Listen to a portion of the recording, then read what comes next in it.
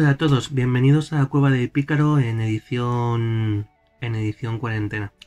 Estos están siendo unos días un poco raros para todos y bueno, pues hemos pensado que igual podemos echar una mano a que estéis entretenidos con nosotros y a entretenernos nosotros mismos, que están siendo unos días durillos. Habéis visto, si seguís el canal, que Mavado está subiendo partidas a Outward. Ahora mismo creo que es lo que está jugando, sí, es lo que está jugando a Outward, y Dead by Daylight directos, ¿vale? Y bueno, y por mi parte yo he pensado en que puedo aprovechar estos días extraños, insisto, para, para hablar de literatura, de cómics. Bueno, de literatura habrá gente que me diga que no hablo de literatura, van a ser siempre libros de género, ¿eh?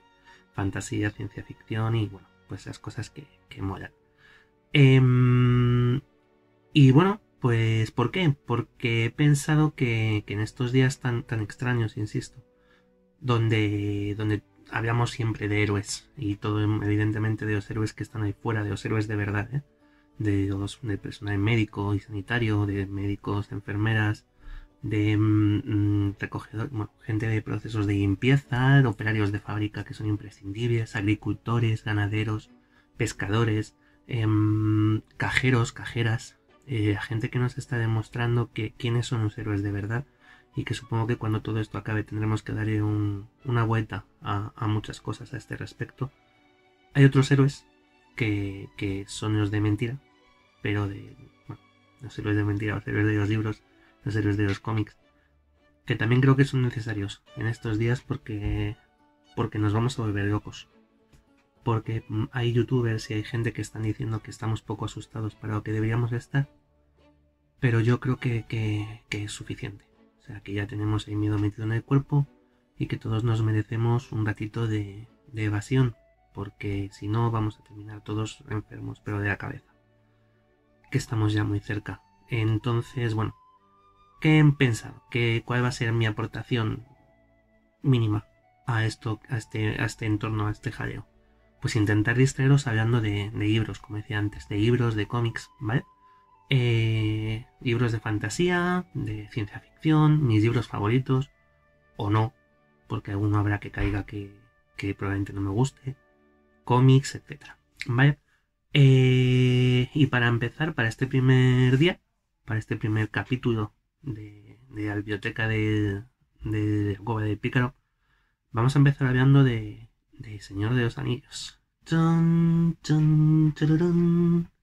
No pongo la música porque a lo mejor el copyright me la quitan. Me veo que en el vídeo o algo tenemos un vídeo que está paralizado y que estamos intentando averiguar cómo solventarlo, porque hicimos un tema de música, de un ranking de música de los años 80 y no hemos sido capaces todavía de subirlo, así que seguimos luchando.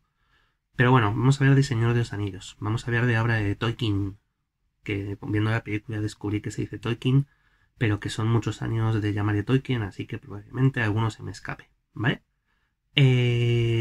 John Ronald Reuel Tolkien nació en Bloemfontein, en Sudáfrica, de familia inglesa, procedentes de Sajonia, ¿vale? O sea, al final, pues, ascendencia alemana. Pero bueno, debido a motivos familiares, su padre y su madre vivían en un protectorado, bueno, en un estado independiente inglés en el sur de África, en el estado de Orange, y él nació en la capital, en Bloemfontein. ¿Vale? Todo lo que es el colonialismo inglés y holandés, sobre todo en el sur de África, da para novelas, libros, películas y todo lo que se quiera escribir. Si alguno en estos días os apetece, pues mira, tenéis un tema interesante, pero bueno, la vida de Tolkien es mínimo, porque enseguida, cuando era muy pequeño, sus padres decidieron volver a Inglaterra. Marcharon primero su madre, él y su hermano pequeño, que se llamaba Hilary. Hilary, es la vida, Hilary.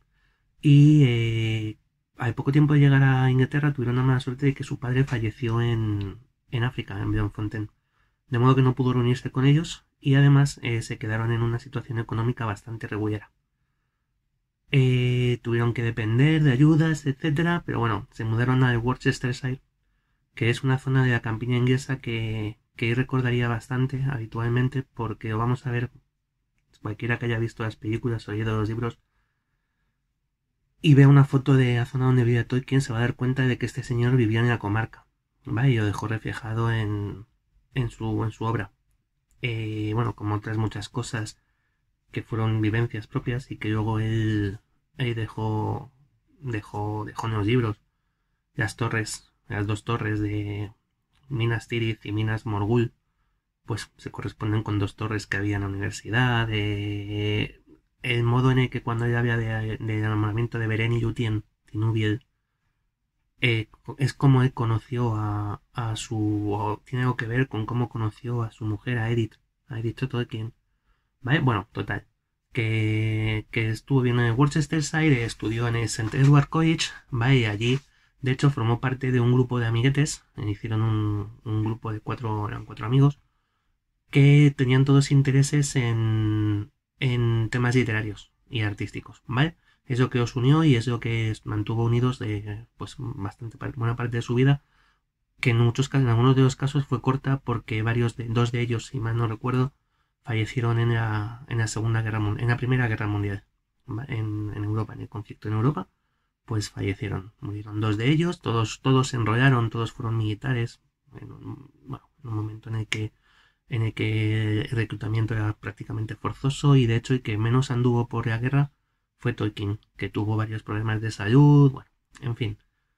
Como sea que fuere, desde muy pronto Tolkien comenzó a interesarse por asuntos que para el resto del mundo, de sus compañeros o de sus propios profesores eran un poco extraños, ¿no? Él estudió en Oxford y estudiaba clásicas, estudiaba literatura clásica y literatura inglesa medieval, pero se quedaba un poco pequeño, se quedaba estrecho y entonces él encontró su fuente de inspiración, su motivación cuando continuó estudiando, y encontró varios escritos, por ejemplo, fineses, Kalevala. Y eso le llamó tanto la atención que se dedicó sobre todo, bueno, le llamó mucho la atención todo el tema de sagas nórdicas, etcétera. Y además el lenguaje. Tolkien sobre todo fue siempre un filólogo. Y de hecho me parece muy curioso que Tolkien hizo una cosa muy particular, que es no crear un idioma para sus historias, sino crear unas historias para sus idiomas.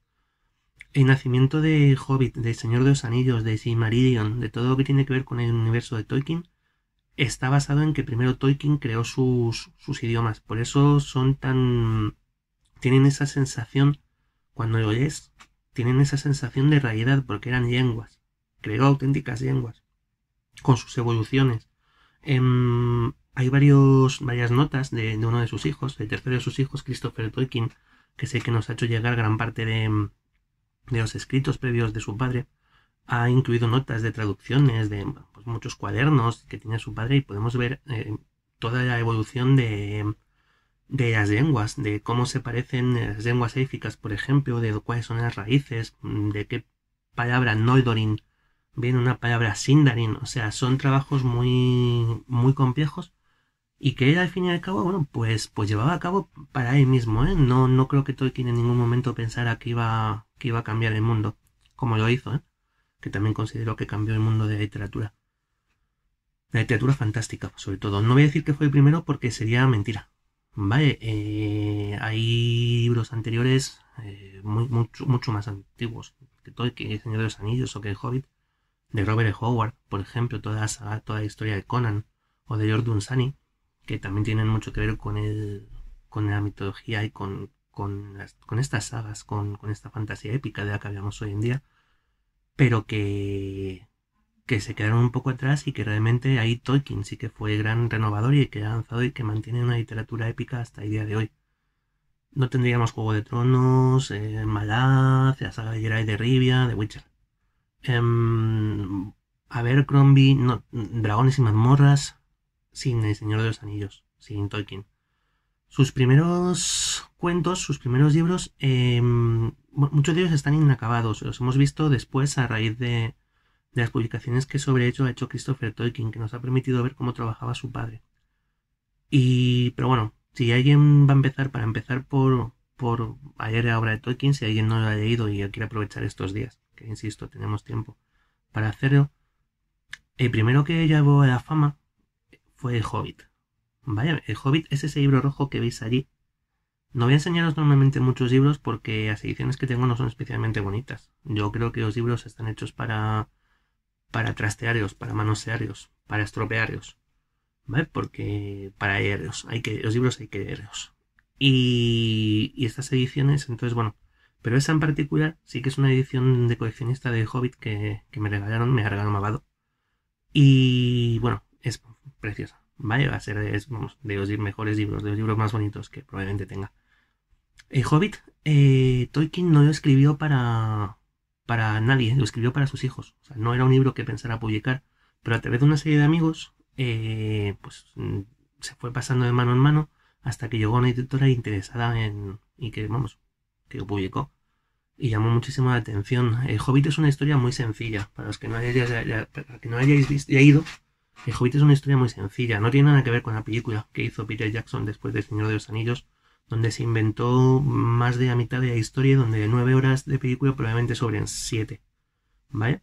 Pero bueno, es una historia muy sencilla porque es viaje está escrita para niños, para los hijos de Tolkien. Y nos va a contar cómo el personaje protagonista, que es un hobbit, es un mediano, un Bilbo Bolsón, es reclutado por un grupo de enanos y por un mago, Gandalf, para saquear el tesoro de un dragón. De un dragón que hace tiempo que expulsó a estos enanos de su hogar milenario, la montaña solitaria. Y entonces, bueno, pues el Hobbit simplemente nos va a contar cómo es el camino y viaje desde la comarca donde vive Bilbo hasta Erebor, hasta la montaña solitaria, la ciudad del valle, del lago, Esgaroth.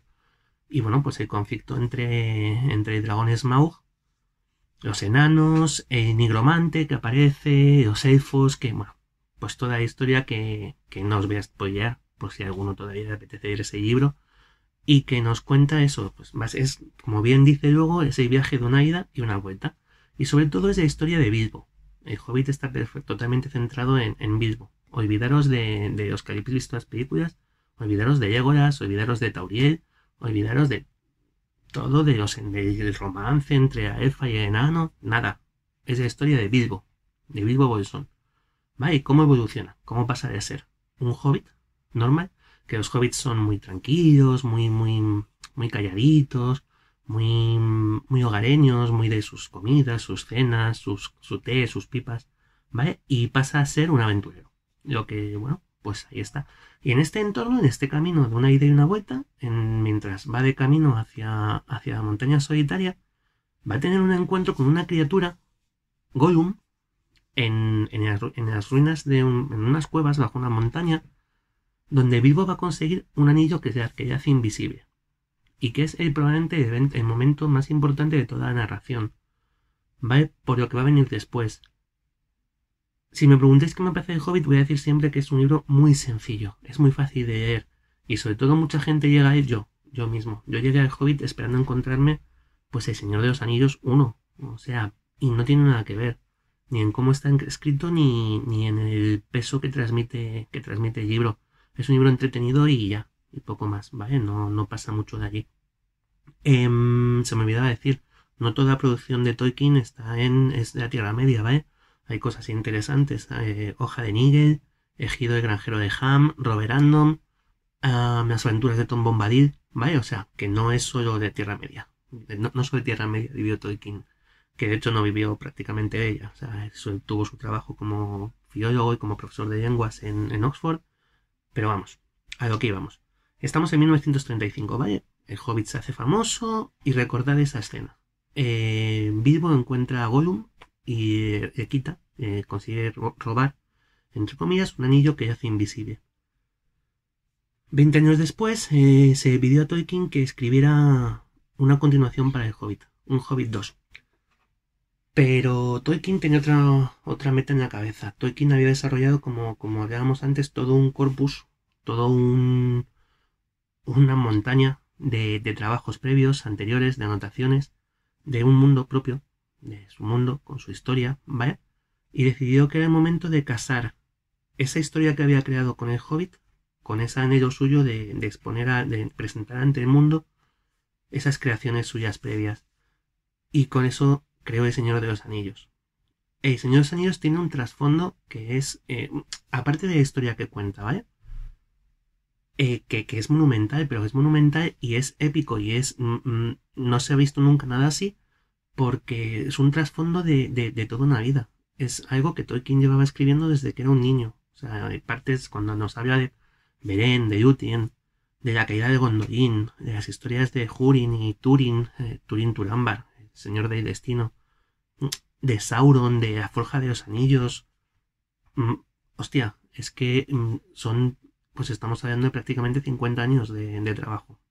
Lo que ha habido a base de notitas, a base de poemas cortitos, pues ese tiempo es lo que, vamos, pues eso es lo que digo, el trabajo de una vida. Y lo vemos en El Señor de los Anillos, que su base también es muy sencilla y se parece mucho a la de Hobbit. Tenemos un grupo de un Hobbit, en este caso va a ser Frodo, ¿vale? Que va a tener que viajar desde su puesto de seguridad, desde su entorno seguro, que es la comarca, es el sobrino de Bilbo, ¿vale? Hasta otra parte del mundo, hasta Mordor, donde está el Señor de la Oscuridad, Sauron, ¿vale? Que es el Señor de las Sombras y el mal y todo esto. Aquí no hay complicaciones en ese de los Anillos, bueno, con reservas. Pero los buenos normalmente son buenos y los malos son malos. Y hay una lucha muy clara que es la lucha entre el bien y el mal. Luego hay personajes que andan en medio. Porque hay personajes buenos que hacen cosas malas, como Boromir, y hay personajes malos que hacen cosas buenas, como el propio Gollum, ¿vale? Que tiene un papel muy importante antes del final y que además, bueno, pues es eso, un personaje malo que hace cosas que muchas veces no son tan malas. La historia es esa, es básicamente como Frodo tiene que ir desde la comarca hasta Mordor a tirar el anillo al Monte del Destino para destruirlo, porque a ese anillo de invisibilidad que encontró Bilbo en manos de Gollum, resulta que ese anillo que conseguirá que esta criatura maligna que vive en Mordor, Sauron, conquiste a Tierra Media. Y evidentemente eso no se puede permitir. De modo que los pueblos libres, que es como se llaman a sí mismos, pues una alianza de elfos, enanos y hombres, se reúnen en un pueblo, en una ciudadela escondida en las montañas, bajo las tutelas de Elrond el medio elfo, ¿cómo se llama este sitio? Imladris en élfico, Rivendell. Se reúnen en Rivendell y ahí se decide que se va a enviar una compañía para acompañar a Frodo. Nunca mejor dicho, la compañía de Anillo. Los personajes Aragorn, Boromir, Legolas, Gandalf, Gimli, enano y los 4 hobbits, una compañía de 9 que consideran que es un número mágico porque hay 9 jinetes oscuros también, 9 siervos de Sauron. Bueno, la compañía va a durar poco, se van a separar enseguida después de perder a Gandalf, tener una serie de problemas, una traición de uno de los suyos o una aparente traición. El caso es que a partir de ahí la historia va a seguir se va a bifurcar en dos partes. Una que es muy épica, que es la lucha que es la parte en la que Aragorn, Gimli y Legolas intentan rescatar a Merry y a Pippin, a 2 de los hobbits, y se ven metidos en toda la historia política de la región, de la Tierra Media, donde nos van a presentar a los Rohirrim, a Gondor, a los pueblos del sur. Vamos a ver el bosque de Fangorn, vamos a ver muchas cosas, ¿vale? Muchas cosas. Y una historia más flojita, porque, bueno, El Señor de los Anillos para mí es el mejor libro que existe, las cosas como son, pero no es perfecto, ¿eh? No es perfecto. Y creo que la segunda historia que cuenta, la otra parte, es mucho más flojita, que es el viaje de Sam y Frodo hasta el monte, acompañados de Gollum, hasta el Monte del Destino. Además creo que pierde mucho en... Como está escrito, está dividido en 3 volúmenes y las historias no se cruzan entre ellas, sino que la primera parte del segundo volumen está dedicada por completo a Aragorn, Legolas, Gimli y compañía, y la segunda mitad del segundo volumen está dedicada por completo a Frodo y a Sam, ¿vale? Y es un poco agotador, sobre todo esa parte, esa segunda mitad del segundo volumen de las 2 torres es un poco agotadora. Porque además es verdad que Frodo no es un personaje especialmente simpático, ¿eh? No es a mí personalmente no me resulta un personaje simpático. De hecho, me cae un poco gordo. Pero bueno, el caso. ¿Por qué es positivo? O sea, aparte de esta historia que ya os he dicho es muy básica, El Señor de los Anillos fue el gran revolucionario, el gran motor que hizo que todo este mundo de fantasía épica volviera a surgir, volviera a salir, volviera a ascender. El conflicto entre... Hoy en día somos muy complicados, ¿vale? Estamos un poco saturados de todo, pero por lo que se ve, el conflicto entre el bien y el mal ha funcionado siempre muy bien. O sea, a nivel interior de todo el mundo, si ves sagas antiguas o cosas de este tipo, cualquier cosa que sea un conflicto entre el bien y el mal, así, tal cual, funciona. Desde los babilonios, los Z, o sea, todo esto. El rey Arturo era bueno, Mordred era malo, etcétera. ¿Vale? Y el Señor de los Anillos, en su momento, pues revolucionó el universo. ¿Vale? Hubo muchos proyectos cinematográficos, incluso para llevarlo a cabo, para llevarlo al cine. A mí me parece muy gracioso que hubo uno que fue de los Beatles, por ejemplo, donde ellos querían ser pues, parte de la comunidad de anillo. Me imagino que los cuatro hobbits. Me imagino yo, no tengo pruebas de ello. Pero bueno, por ejemplo, hubo una propuesta por su parte, tal. Hubo una peli de dibujos que está bastante chula, que fue lo primero que yo vi de Señor de los Anillos fue esa película de dibujo, dirigida por Red Baskin, y que, bueno, pues me parece muy interesante, ocupa casi todo el primer libro y el segundo, pero bueno, no tuvo el éxito que se esperaba y no hubo una continuación, con lo cual la película acaba diciendo y ganaron y fueron felices prácticamente, ¿no? En una escena en la que Gandalf llega a salvar a los Rohirrim. No se ve la destrucción de anillo, no. Pero bueno, es muy curiosa sobre todo porque mezcla dibujo con sombras humanas, con siluetas, dibujos sobre fotografía, sobre fotograma. Es curiosa, hay que verla. Yo creo que es una película que hay que ver. Y bueno, finalmente las adaptaciones que rompieron, que trajeron otra vez todo de vuelta, de Peter Jackson, que me parecen una auténtica maravilla. Echo de menos a Tom Bombadil, quizás debo ser la única persona que echa de menos a Tom Bombadil y que me gustó en El Señor de los Anillos. Pero bueno, que las tres películas de El Señor de los Anillos me parecieron maravillosas, las tres de Hobbit, insisto, he dicho antes, no tanto. Sobran 7 horas de metraje muy tranquilamente. Y creo que hay cosas que están hechas además fatal, muy puñeteras. O sea, la escena de los barriles en el río, ese horror. Y el corte donde acaba la segunda película para que empiece la tercera, que son 5 minutos de lucha contra Smaug. Coño, los podrían haber dejado en la segunda. Pero bueno, da igual. Que no vamos, no, esto no va de películas, eso otro día. Total. Esto es a grandes rasgos Señor de los Anillos. Hubo mucho después, o sea, cuando Tolkien ya no sacó nada más, no llegó a vivir tampoco para traernos nada más. Y fue luego su hijo Christopher, el que fallecido recientemente, que nos ha permitido entrar, acceder a esos cuadernos, a esas obras de su padre. La primera de ellas, la más importante probablemente, sea el Silmarillion, que mucha gente además de que haya confusión, ¿qué debo leer antes? ¿El Señor de los Anillos o el Silmarillion? O el Hobbit. No, lee siempre primero el Hobbit o el Señor de los Anillos antes que el Silmarillion, ¿vale? El Silmarillion es como la Biblia.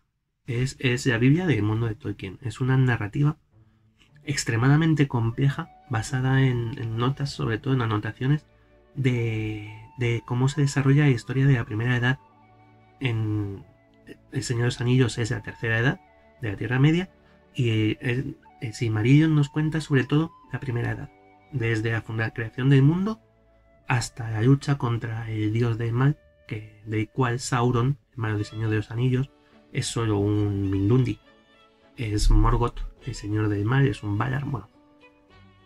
Y eso, a mí me parece un libro maravilloso, porque es un libro de historias, pero fantástico. Y como, bueno, tiene unos entramados de celos, de odios, que vamos, que ni la corte de Versalles, de verdad. Y es una novela. Es que no sé si llamarlo novela exactamente. Es un libro fantástico. Es maravilloso. Pero es duro, yo entiendo que es duro. Y además, siempre antes que Señor de los Anillos, insisto, siempre después que Señor de los Anillos, porque uno de los capítulos de Silmarillion destroza el Señor de los Anillos. Nos cuenta cómo nos hace un resumen de todo lo que ocurre durante la Guerra de Anillo y lo que pasa después, ¿vale? Entonces, bueno, sí, aunque eso sea por si no has ido por mantener la atención, imagínate que queda alguien que no ha visto las películas todavía en el universo y no sabe cómo acaba. Bueno, pues no te leas ese Silmarillion todavía, léete primero el Señor de los Anillos, ¿vale? Mi opinión, que debería ser un libro de lectura obligada. Es maravilloso. Y ante todas las luchas estas de quién escribe mejor, o qué es mejor, El Señor de los Anillos o Juego de Tronos, o cualquier otro libro de literatura fantástica, yo voy a decir siempre que El Señor de los Anillos.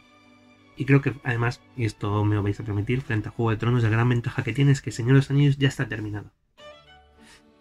Juego de Tronos ya veremos cómo va el patio, ¿vale? Bueno, pues nada más por hoy desde aquí. Si os gusta, hacednoslo saber, dadle a like o nos lo contáis, que nos conocemos todos. Y si a alguno os apetece contarnos algo, hablar de algún libro o que había de algún libro, si os da por ahí, oye, pues aquí estamos para servir, ¿vale? Que esa lleve fuerza y nos vemos.